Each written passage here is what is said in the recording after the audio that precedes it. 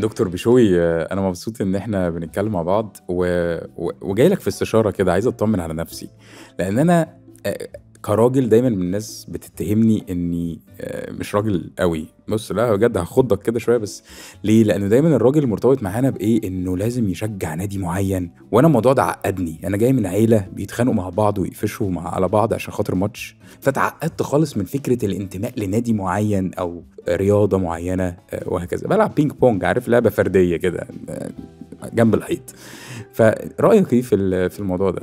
انا برضو جاي من عيله شبهك شويه، يعني انا كان عندي حد قريبي كبير في السن كده، كان لما الاهلي يخش فيه جون يقوم يخبط راسه في الحيطه، فاللي هو في ايه يا جماعه انتوا بتعملوا كده ليه؟ ليه واخدينها قفش كده؟ إيه في ايه؟ عادي دخل فينا جون ممكن نكسب في الاخر على فكره، بالظبط. بس تبقى خسرت راسك يعني فاهم؟ تبقى فتحت ايوه، دماغك. الموضوع مش اه مستاهل كل ده. فمتفاهم قوي اللي انت بتقوله ده، لانها لا، هو الموضوع قفش فعلا. التفسير ده عندك ايه؟ يعني هل مثلا عندنا احتياج جامد كده انه اكون منتمي لحاجه كبيره؟ ليه بيبقى فيه اهلاوي وزملكاوي؟ وليه بتوع برشلونه ما ينفعش يبقوا برشلونه وارسنال يعني؟ ليه؟ طب ما نشجع الاثنين. غالبا ده السبب الاساسي، فكره الانتماء، ان البني ادم عامه بيحتاج ينتمي لكيان ما، يحس ان هو جزء منه والكيان ده جزء منه. والرجاله بالذات، لان الرجاله مهتمين قوي بفكره النجاح وفكره الاتشيفمنت، فهي جايه من فكره الانتماء. يعني لو دورت وراها كده تلاقي جوه خالص هي فكره الانتماء، ان انا بنتمي لكيان معين وبشوف ان الكيان ده جزء مني، فانا بتعصب له وبدافع عنه وعايزه يكون ناجح دايما، ونجاح ليا. مع ان تلاقي ان ممكن كتير جدا من اللي بينتمي لنادي ما ممكن يكون ما بيلعبش كوره اصلا، مع ذلك هو الكيان ده بالنسبه له ما بيهزرش. بس يعني كلهم حتى مشجعين الكوره ممكن يعمل بوست طويل عريض عشان في واحد بيلعب بينج بونج اهلاوي كسب بطوله، ايوه. بس هي فكره العلامه، فكره النادي الاهلي، فكره النادي الفلاني. طيب، ما انا ممكن الانتماء ده اكون يعني توارثته. يعني ما اهلي، يعني مثلا عندنا العائلات كده، يعني صعب تلاقي واحد مثلا زملكاوي من عيله كلها اهلاويه. هل ده برضو بيحقق بقى الانتماء؟ يعني انه طب ما انت بالوراثه كده. ما هو ده يدخلنا لنقطه اوسع شويه، ان كتير من انتماءاتنا لو وقفنا في مرحله ما كده وبصينا عليها، اللي هو ببص ورا كده، هو انا ايه بقى الحاجات اللي بنتمي ليها في حياتي؟ هتلاقي اغلبيتها بالتوارث. هتلاقي يا اهلي قرروها، يا المجتمع قررها، يا المدرسه قررتها. فبتلاقي كتير من الانتماءات مش واعيه. يعني ايه مش واعيه؟ يعني مش انا اللي وقفت في وقت وقررت. وتلاقي بقى امثله بسيطه قوي. لا يعني انا عندي واحد صاحبي عيلته كلها اهلاويه، وهو جه في وقت كده قرر يبقى زملكاوي. ده تلاقيه قطع مع كل عيله. فنادرا لما تلاقي حد وقف وراجع انتماءاته. فده حقيقي اغلبيه انتماءاتنا للاسف بالوراثه او متبعلنا كده. وده يدخلك في نقطه تحسسك، طب لو انا الانتماءات دي مش انا اللي مقررها، يعني هل انا عايش حاجات انا مقررها؟ اذا كان الانتماءات او فكره الانتماء دي حاجه مهمه جدا للبني ادم وبتشكل كتير بقى، وقيس على كل حاجه من اول البيت وانت طالع للشغل للنادي للرياضه للدياء، كل حاجه بقى. هل انا مقرر الحاجات دي؟ ومش قصدي ان انا لازم اجي في وقت الغي ده، بس هل قيمت الحاجات دي؟ جيت في وقت عشان اعيش حياه انا اللي مقررها، انتمي لامور انا مصدق فيها فعلا، مقتنع بيها فعلا، مساهم فيها فعلا، مش مجرد انتماءات بتعصب ليها وخلاص عشان اخد منها هويه وهي لا بتاثر فيها ولا انا باثر فيها. يعني سوري، النادي بتاعي لو كسب او خسر، انا مش بلغي طبعا انتماء في الرياضه، بس انا اتضاف لي ايه او خسرت ايه. طيب، انت عدى عليك يا دكتور حاجة شبه كده وامتحنت كده او راجعت نفسك، سألت انا منتمي لايه وليه وده اللي جوايا ولا لأ؟ يعني حكي لنا كده. عديت بحاجه كده في وقت معين، يعني كنت بعدي بوقت صعب قوي من فتره، يعني يمكن من اكتر من 10 سنين. فيمكن القناعات بتاعتي والانتماءات بتاعتي والحاجات اللي انا عايش على اساسها ما يمكن فيها حاجه غلط. ما هو ما فيش نتيجه، يعني عمالين نعافر وعمالين نعمل والحياه برضو متشقلبه. فابتديت شويه عايز اراجع انتماءاتي، لان الوقت الصعب اللي انا عديت فيه ده خلاني لا، انا عايز اقف وقفه كده.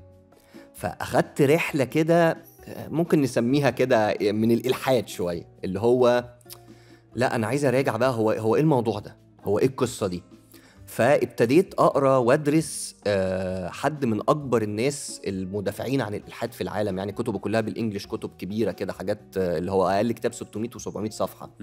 خدت رحله يمكن اكتر من سنه ونص او سنتين براجع الانتماء بتاعي.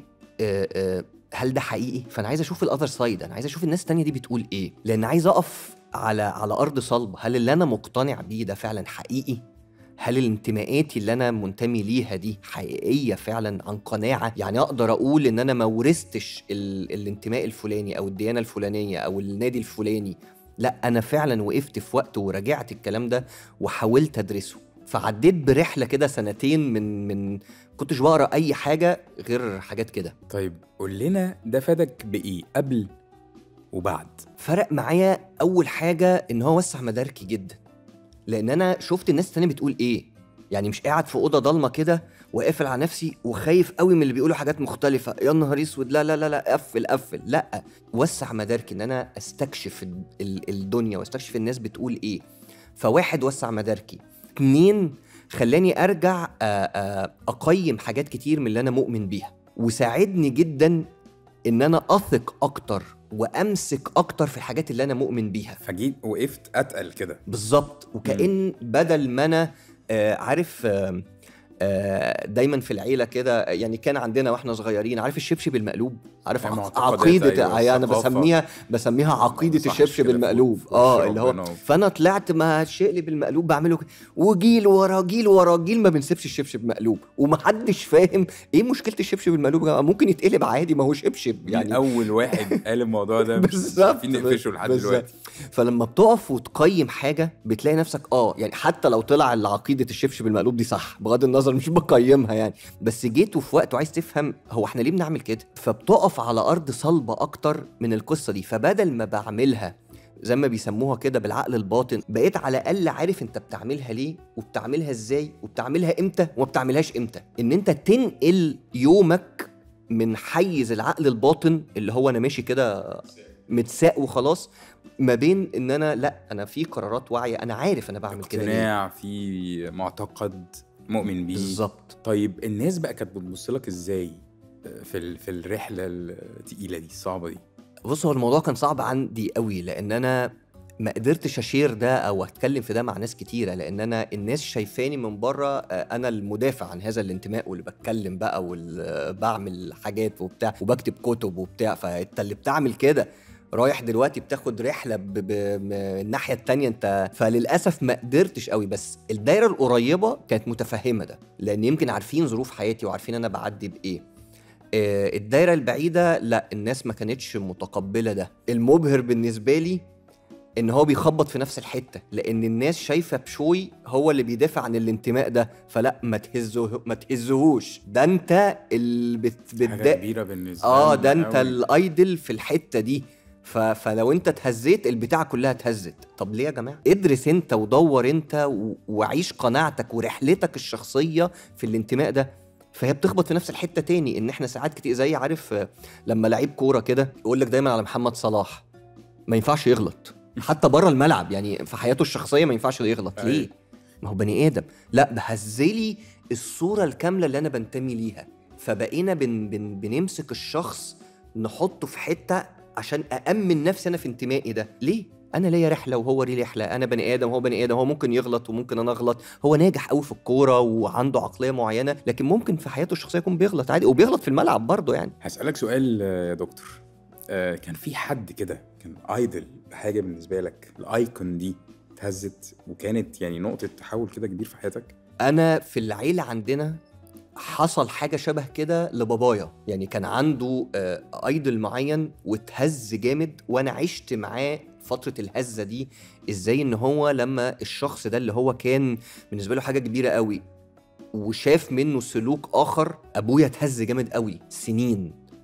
فغالبا لاني شفت ده وانا صغير، فانا طلعت لا اؤمن قوي بفكرة القدوة، او مش لا اؤمن، يعني ده قدوة في الحتة دي. يعني أنا عندي حد قدوة ليا في الكارير بتاعي، وعندي حد قدوة في الحتة الروحية، وعندي حد قدوة في بيته وعلاقته بمراته وعيالي مش لازم شخص يجمع كل ده. فبقيت مصدق أكتر في فكره ان هو ده شاطر في الحته دي، اتعلم منه في الحته دي، لكن مش لازم اخده في كل حاجه في الحياه. بس انا اختبرت ده وانا طفل، انا فاكر القصه دي كنت في ثالثه ابتدائي مثلا. فما عنديش قوي اللي هو الشخص اللي هو يجمع كل شيء ده، لان جربتها في ابويا. انت بتطلب من الشخص شيء غير انساني، انت بتطلب منه ما يغلطش، يكون قدوه ما بتغلطش، بص في كل حاجه لازم تكون بيرفكت في كل حاجه، وده مش منطقي. وخلي بالك لما اسقط ده على نفسي انا بتعب، يعني ما انا بتخيل ان هو بيرفكت في كل حاجه، فبطلب من نفسي اكون بيرفكت في كل قصدي حاجه. على نفسي حمل انا مش قده اصلا.